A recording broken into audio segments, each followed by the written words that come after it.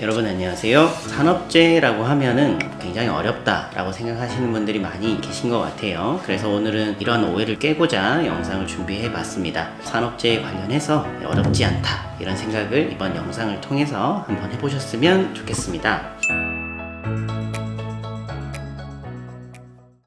산업재해가 어렵다라고 생각하는 이유 중에 하나가 승인되기 어려울 거다 이런 것들 때문일 텐데요. 실제로 산재에서 가장 많은 비중을 차지하고 있는 근골격계 질환 한번 통계 자료를 볼까요? 2022년, 2023년 통계 자료인데요. 근골격계 질병 같은 경우는 인정률이 한 65% 정도 됩니다. 낮지 않죠? 어렵지가 않습니다. 2개 신청하면은 하나 이상 인정된다는 내용인데요. 근골격계 질환이라고 한다면 근육이나 인대, 건, 뼈 이런 데 발생하는 우리 몸에서 움직임을 담당하는 곳입니다. 그래서 목이나 허리, 어깨, 팔꿈치, 발목, 손목 이런 곳과 같이 관절에 주로 많이 발생하는 질환이라고 할 수 있는데요. 통계를 보시면은 승인될 수 있겠다라는 생각도 물론 하실 텐데 제가 오늘 말씀드리려고 하는 것은 내 사건이 승인돼야 되는 것이겠죠. 그래서 불승인이 되는 주된 사유나 이런 것들을 살펴보고 어떻게 극복할 수 있는지 구체적으로 말씀을 드리겠습니다. 첫 번째 불승인 사유인데요. 생각보다 많은 비중을 차지하고 있는 내용입니다. 상병이 확인되지 않는다라는 건데요. 조금 이상하다 생각이 드실 것 같아요. 나는 굉장히 아픈데 공단에서는 안 아프다.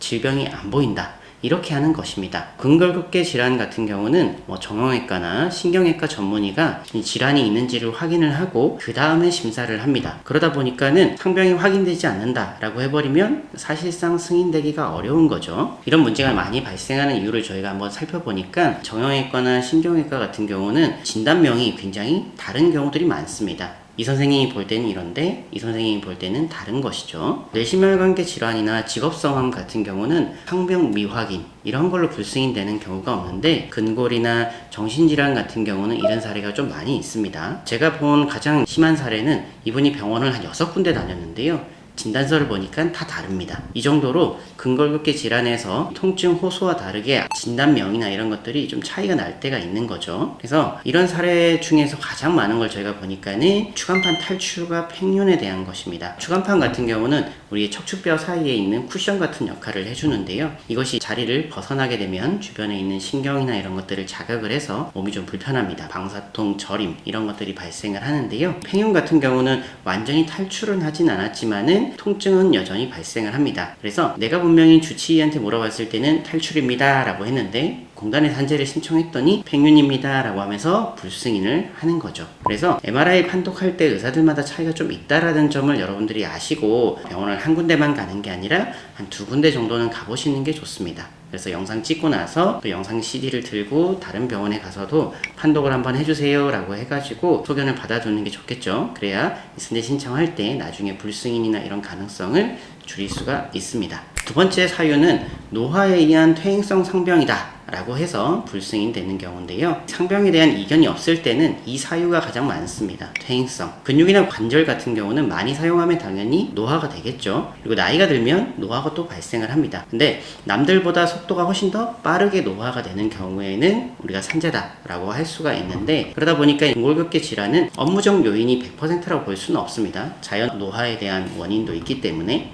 그래서 이런 부분들 남들보다 훨씬 더 빠르게 노화됐다 악화됐다 이런 것들 남들보다 같은 연령대에서 연골이 훨씬 더 많이 닳아있다 라고 한다면 인정률이 높아져야겠죠. 근데 과거에 치료받은 이력이 있다 이런 것들이 많으면은 퇴행성이다 그러니까 원래부터 아팠다 이렇게 보는 경우들이 있습니다. 그래서 과거 치료 이력은 노화에 의해서 이미 퇴행이 됐다 라는 근거로 활용이 되는 것이죠. 근로복지공단은 산재 심사할 때 10년치 병원 기록을 봅니다.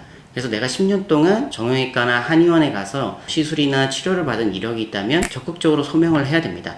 가령 내가 3년 전에 허리가 아파서 병원을 갔는데 이것이 왜 아팠는지에 대해서 얘기를 하는 거죠. 그 당시에도 업무로 아팠다. 그러니까 개인적으로 운동이나 이런 것 때문에 아팠던 것이 아니라 업무적으로 아팠다라는 것을 의무기록이나 이런 것들을 확인을 해서 주장을 하시는 게 좋습니다. 숨길 수가 없다라는 거죠. 다 공단이 오픈이 되기 때문에 이런 것들 확인하시고 3년 전에 갔던 병원들 가서 의무기록을 한번 떼보셔야 됩니다. 그때 내가 뭐라고 했는지 뭐 때문에 아팠는지에 대해서 적극적으로 소명을 해야지 과거 병원에 갔던 이력이 불승인의 근거가 안 될 수 있습니다.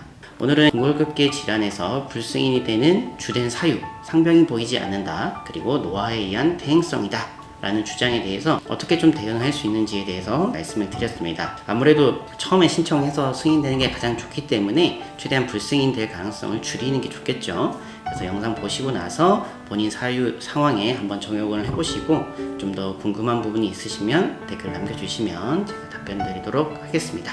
다음에도 유익한 내용으로 인사드리겠습니다. 감사합니다.